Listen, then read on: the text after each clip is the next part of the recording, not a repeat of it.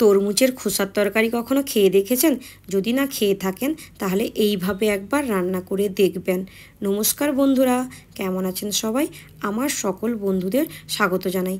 দেখতে পাচ্ছেন আপনারা, আমি তরমুজের ওপরের যে সবুজ অংশটা ওটা ভালোভাবে ছিলে নিয়েছি। এরপরে ভেতরের সাদা অংশটাকে এইভাবে ডুমো ডুমো করে কেটেছি। আপনারা আপনাদের পছন্দ মতন ছোট বড় সাইজ করে কাটতে পারেন, তাতে কোনো অসুবিধা নেই। এর সঙ্গে সোয়াবিন আর আলু দিতে হবে। আলুটা আমার আগে থেকেই কাটা ছিল, এর সঙ্গে মিশিয়ে দিলাম। এবারে সোয়াবিনটাকে আমি ছোট ছোট করে কেটে নেব।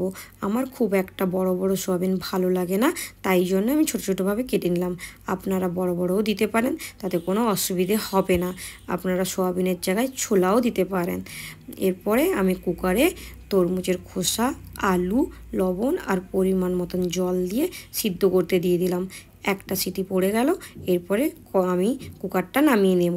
আপনারা কড়াইতেও সিদ্ধ করতে পারেন, তাতে কোনো অসুবিধা নেই। এরপরে কড়াই বসালাম, কড়াইতে সাদা তেল দিলাম। কেটে রাখা সোয়াবিনটাকে লবণ দিয়ে লাল লাল করে একটু ভেজে নেব। সোয়াবিনের একটা গন্ধ থাকে, যাতে গন্ধটা চলে যায়। এরপরে সেই কড়াইতে সর্ষের তেল দিলাম, একটা শুকনো লঙ্কা দিলাম। শুকনো লঙ্কাটা ভাজা হয়ে গেলে এতে কালো জিরে দেব।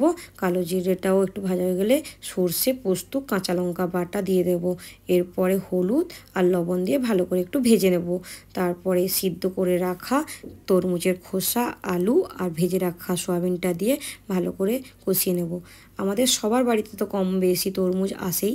আমরা সাধারণত তরমুজের খোসাটা ফেলেই দিই, কিন্তু ফেলে না দিয়ে এইভাবে একবার রান্না করে দেখবেন।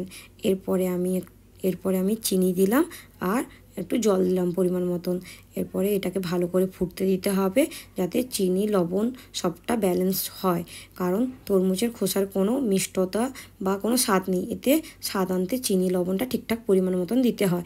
এরপরে জলটা মরে গেল, এতে আমি ভাজা জিরে গুঁড়ি দিয়ে নামিয়ে নেব।